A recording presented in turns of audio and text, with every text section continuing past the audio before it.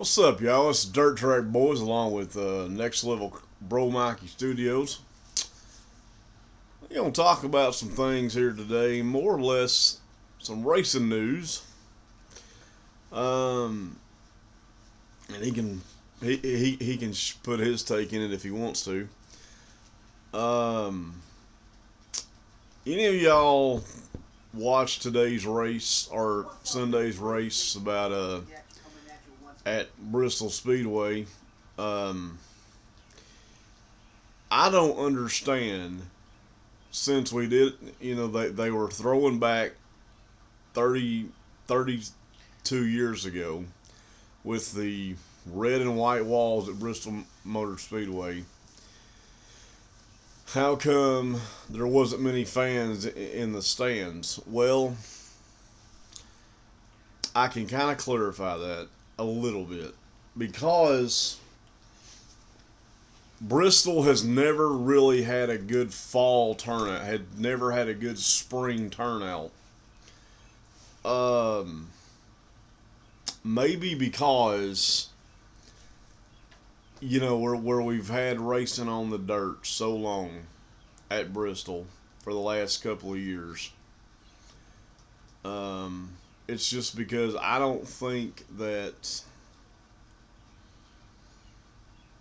running on the dirt was the best move for Bristol, and I think a lot of your dirt fans are thinking that might be a good idea. Which I'm here to tell you, whatever was done 76 years ago in NASCAR may not be good done now. But a lot of things have changed, and the horsepower package, I loved it. And I think NASCAR is finally going to get it right on the short tracks. This new car, this new next gen race car, is taking a little bit longer for people to get used to. I mean, some people say, it ain't the Gen 6 or Gen 5. But I'm going to tell you something. When that thing fires up, boom, boom, that thing sounds awesome. I don't want to hear no bad mouth and bashing about NASCAR ain't got it together and all that. And I mean, yeah, the old Bristol Motor Speedway ate tires up. Well, Bristol now on the concrete for the Food City 500. Yes, it ate tires. It ate them alive. That is what Bristol does. And Bristol has always continued. Bristol will always be Bristol. Yep. I don't care how many times you change it. I don't care how many times you dirt it. I don't care how many times you asphalt it. I don't care if you concrete it. There ain't but one last great Coliseum. And that is up here in Northeast Tennessee, called Bristol Motor Speedway. And I've been going to this track. I tell y'all, I've gone to this track for, I know, over 20 years. And yeah, yesterday's crowd wasn't really full. But y'all know something?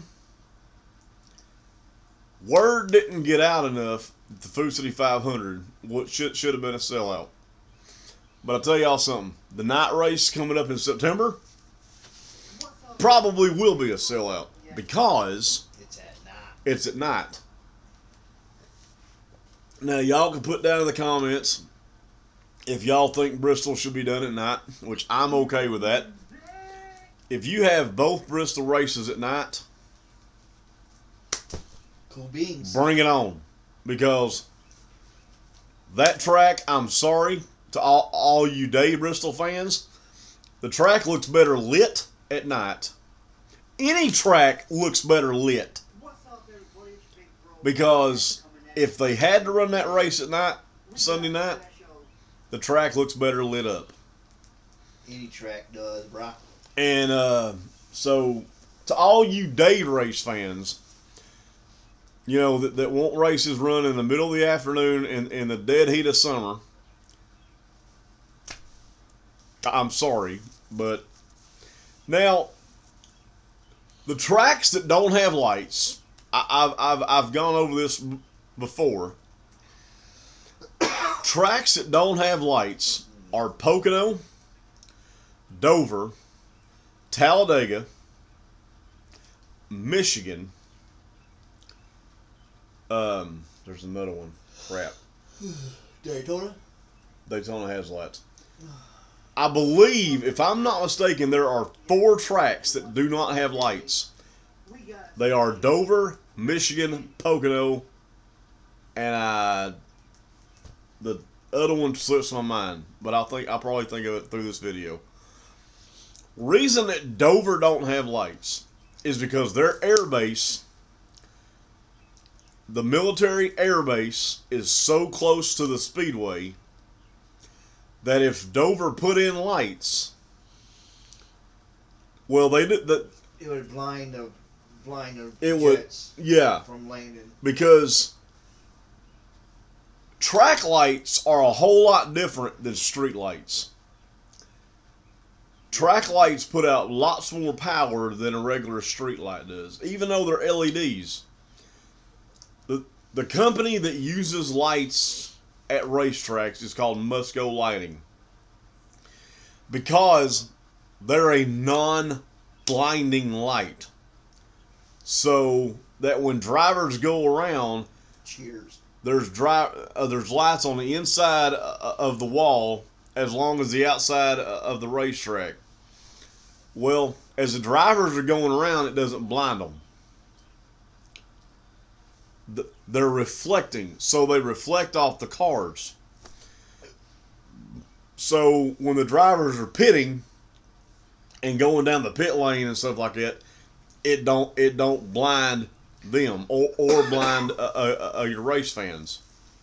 Yup, because they're angled at a certain angle. They're angled down at a certain point to reflect off the race cars, so the camera from the TV gets a good angle on them, and you fans at the racetrack get also a good angle for them. So so basically it doesn't blind the fans, and it doesn't blind your driver, and it doesn't blind your camera guys. That's what NASCAR thought of when they started putting lights at racetracks. Now, the reason that Talladega doesn't have lights is because Talladega's never had lights, and the track's been built since '69. Good number, I know. But anyways, since 1969, Talladega's not had lights. I don't think they're putting lights at Talladega.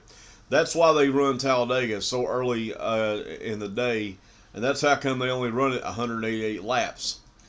Even though it's 500 miles, it's just 188 laps. But Talladega is one of them racetracks that it's big enough, and you should be able to get the whole race in, unless you have to go the next day. Reason Michigan now, I didn't tell you the reason Talladega don't have lights. Well, Talladega don't have them because of the Talladega County Airport. Because even though the airport is small, you know, you don't want to blind somebody from coming in, because Talladega what used to be a military base ages ago. They used to run. They used to test. They used to run tests on that track, or before it was a speedway, they used to run jet tests in case jets had to land off in an emergency situation. Before your airport was built in 1973. So Michigan don't have lights because So they're basically all the NASCARs are reason why the ones that don't have lights are pretty much based around airports. yeah. So when the people that fly into the town that do air travel, they can just hop in and skip away from the track. Right, because some places like Michigan, they don't want now there's not an airport around the speedway, but Michigan doesn't use lights. Well, they all try. Okay, they have lights at the speedway, but they're the low power lights. You know, they're like, Normal street light. yeah, they're your street lights. So they'll turn on when the track, when it's dark. But they're bright enough to see the track. But yeah, they're not bright enough to have a race because they're just not bright enough. So you can't race Talladega at night. You can't race Michigan at night. You can't race Dover at night. Now going to Michigan, the reason in Michigan don't have lights on it is that town didn't want now towns can say they don't want to have lights on a racetrack, so NASCAR has to respect that. Every time that NASCAR goes to a facility, even though they might own the track, like Speedway Motorsports owns about half of the speedways, there is another speedway company that owns 4 or 5 tracks. So if they don't want to get bought out by Speedway Motorsports, run by Marty Smith, if they don't want to run lights, they don't have to run lights. But Speedway Motorsports, like I said, they have a lot of racetracks. So they own a majority. They own Charlotte, Atlanta, New Hampshire, Bristol, a plethora of tracks. And they probably own, I think about, I swear, 11 or 12 tracks. They own Wilkesboro. They own, like I said, Atlanta, Bristol, Martinsville. No, they don't own Martinsville. But anyway, reason Pocono don't have lights is because Pocono is up in Long Pond, Pennsylvania, and there are trees all around the speedway, and there's just not enough room to put lights there. It would look kind of funny. It would look really funny, lights hanging over the trees at a speedway. They were hanging them on the tree. So I mean, yeah, they could have lights on the wall, but it just looked funny having lights at a track that's never had lights. But yeah, that is the reason those 3 tracks do not have lights. If anybody's wanting to know why we don't race Talladega, at night, race Michigan at night, or race Pocono at night, that's the reason why. I hate when nature calls. Yeah, no, right. And anytime that we go to a speedway that, has them or don't have them, we can assume that it's still going to be a good race. Now, as far as I know, this will be the last year that we race the championship at Phoenix, because they did say that 5 years, which 2020, 21, 22, 2023, and 2024 would be 5 years that Phoenix would have the championship. So this is going on year 5, believe it or not. And here are your 5 champions for Phoenix International Raceway. 2020's champion, Chase Elliott. 2021 champion, Kyle Larson. 2022 champion, Joey Logano. 2023 champion, Ryan Blaney. Now, your 2024 champion, don't know yet. Race hasn't been, the championship four has not been set yet. We're still in March. 3 races in, 3 months into the season. So we have no idea. But they are running a new package at Phoenix for the fall, which I think should be great. Any of y'all think that Phoenix should stay as the championship? Please put in the comments of this video. Or if you think Homestead Miami Speedway should go back to the championship, because I know that NASCAR is changing, and I know that NASCAR is changing its pace, and I know they kind of want to reconcile its roots. Now, I won't say for the last 5 years that Phoenix has not been a great racetrack. It has been a phenomenal speedway for the last 5 years. Or, excuse me, for the last 4 championships. It's been a phenomenal speedway. I'm not saying it's not been a good track. But NASCAR had a plan. For 5 years, Phoenix would host the championship. And this is going on year 5 of the championship at Phoenix Speedway.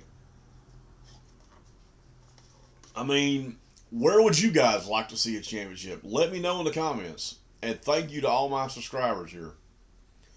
Let's keep getting more subscribers, because I'm going to keep doing NASCAR videos. Let me know down in the comments, where do you guys think, or what track would you think would host a great championship? Whether it be Daytona, Atlanta, Charlotte. Shoot, you know what I think would be a great championship race? It would be Wilkesboro. But right now, Wilkesboro hosts the All-Star race. Out in Wilkes County, North Carolina. Maybe even Rockingham.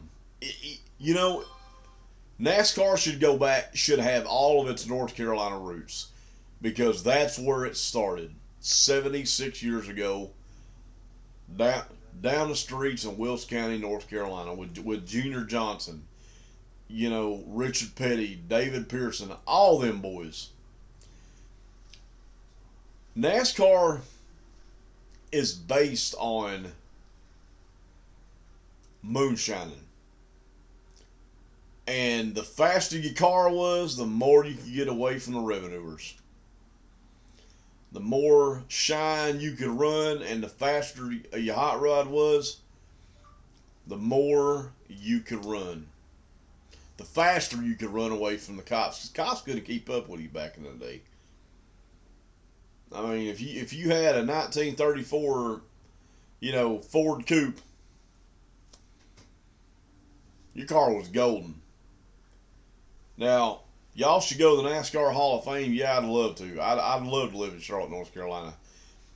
If y'all are in the North and South Carolina area, go to the NASCAR Hall of Fame. Even go to the Darlington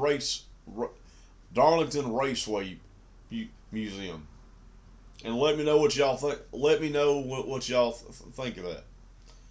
And I want to give a big shout out to my buddy DJ Wayne Adventures. He's been to the NASCAR Hall of Fame. He lives out in North Carolina. Shoot, he lives in the same neighborhood that Kyle Busch used to live in, out in Lake Norman. I'd love to go to that lake too. That's a beautiful lake. And if y'all are in the North Carolina area, great, awesome, I love it. Let me know what you guys think of the NASCAR Hall of Fame, because every year they induct new drivers, not just drivers, influential people that have made this sport what it is today. You know, the greats like Dale Earnhardt, Richard Petty, Cale Yarborough, God rest his soul. Um, you know, I would love to get my hands on some Richard Petty stuff. You and me both. You know, Richard Petty, Cale Yarborough. I would love to get a picture signed by Mr. Petty. And you know, I have so much respect for Richard that I call him still Mr. Richard Petty because, you know, he is what NASCAR. He is the ambassador of NASCAR. He is NASCAR. He is because of 200 wins, which I don't think will ever be broken. Yeah, I mean, Kyle Busch has 200 wins in all the series, but he doesn't have 200 in all one series like Richard Petty does. Now, Richard Petty raced from everything. He raced from when they had stuff called the Sportsman Series, the convertibles. I mean, Richard Petty raced in every single kind of car you could ever race in. He didn't just race Dodge. He didn't just race Pontiac. Petty drove Chrysler. Mostly through his career, he drove Chrysler. Pretty much everything that was out there. And a lot of y'all may not know this, but Richard Petty drove the first Hemi at Daytona in 1960. Yeah, it was modified, but it was a 1960 Plymouth Belvedere. Which is a good car, by the way. It was an awesome car. It was the first car modified to have a Hemi engine in it. It was a small block Hemi, but it was still a Hemi. So I have a lot of respect for Richard Petty. I mean, yeah, the man's up in his 80s, but my gosh, y'all, he don't look it. He looked like he could jump. I mean, y'all saw Darlington when they did the throwback in 2017 that, Richard should, of course, it was only a joke, but they black flagged Richard off the racetrack because, I think Richard, I think he could have probably won the thing, but, had the headset on and everything. I mean, drove one of his old race cars up at Darlington, was doing the parade lap and everything, and they had a black flag. How do you black flag the king? Like Dale Earnhardt Jr. said, how you gonna black flag the king? I just can't do it. But greats like, I mean, Cale Yarborough won 3 Daytona 500s in a row. I mean, that's just uncanny. I mean, yeah, Jeff won 4 I think he won 4. I think he either won 4 Daytona 500s or he won 3. I think he won 4. But anyway, and also think of Rick Hendrick. I think he's also an ambassador because any driver since now this is also the 40th anniversary of Hendrick Motorsports. So any driver that's come out of the Hendrick stable,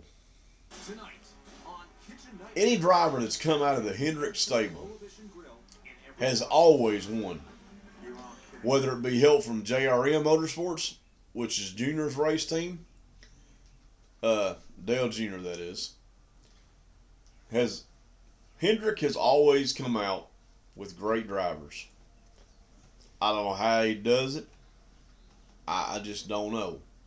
But at 71 years old, or 72, I don't remember how old Rick is, he has always come out with the absolute best of his four driver team. And his 4 drivers for right now are Chase Elliott driving the number 9 Napa Chevrolet, Kyle Larson driving the number 5 HendrickCar.com Chevy, Alex Bowman driving the 48 that took over for Jimmy Johnson, Ally Chevrolet, and William Byron, who just won the Daytona 500. And let me tell y'all something. If you win the Daytona 500, you have set a goal in your career that is uncanny to anybody. I don't care if you won it, if it's your first time winning it. I don't care. We talked about this last time. I don't care if it's your second time winning it or if it's your 7th time winning it. But when it comes to my mind, the last time the 24 car won the Daytona 500, and yeah, I checked my stats on this, 2005. And that was the final year that Jeff Gordon won his Daytona 500. In the 2005 Daytona 500, when Jeff Gordon won it, the last time he won his Daytona 500. So we go back to almost, what is that, 15 years ago? About, no, 15, 20, 15 or... we'll go back about 18 years ago. 18 to 19 years ago is when the 24 ended up in Victory Lane at the Daytona 500. But 18 years later, 24 is back in Daytona Victory Circle. Now, if they brought the Food City 500 to Bristol at night, and I love the red and black, the red and white walls. I hope they keep that, because that brought back so many memories to me. I'll have to rewatch that race, but that brought so many memories back to me that I was happy to see that. If y'all remember, from about 1969, when Bristol was built, to about 1992 or 91, the last year that Bristol was run on asphalt and they went up to that 31-degree banking, they had the one groove and it was on the bottom. I cannot tell you how many sets of tires they had to go through. That track reminded me yesterday of the old Rockingham before they repaved it. It literally ate up tires. I mean, you were lucky to go. You were lucky to get to go a 50-lap run without your tires screwing up. But when that track was asphalt, the last year that they run it on asphalt, there were pieces of asphalt tearing up from the racetrack. NASCAR said, "All right, after this race, and it was in September. It was the last race of the '91 season. NASCAR said, "All right, we're done. We're going to concrete this bad boy." Now, there are 3 concrete racetracks that NASCAR uses today. And those tracks are Bristol, Dover, and Nashville. Now, Dover's a good track, but you're literally up like this the entire time. And when I say you're up like it's like the only thing level at Dover is the pit road. Other than that, you're up. And think about it. As a driver, you're up on. I mean, you're doing like 4 or 5 Gs, and you're literally up a hill. You don't stay level. Basically, what I'm trying to say. Now, Wilkesboro is a completely different race, a different speedway. Because at North Wilkesboro, you turn 1 and 2, you go down a hill. Turns 3, no, I'm sorry, I got that backwards. Turn 1 and 2, you're going uphill. Turn 3 and 4, you're going downhill. The reason they built the track like that was they built that speedway in 1949. The last time that they run, well, not last time they run on dirt, but before that there was a lot of dirt tracks before they were paved, especially Wilkesboro. But reason they built the track like that was they didn't have a lot of equipment to, and plus people like the design of that speedway, because going uphill, coming downhill makes the races more interesting. It makes it more fun, and but anyway, if y'all think that there should be a change in the championship, or if not, if you think Phoenix is a good fit, because our current president of NASCAR, I love him to death. He's constantly moving this sport around, which, as a good president, that's what you need to do.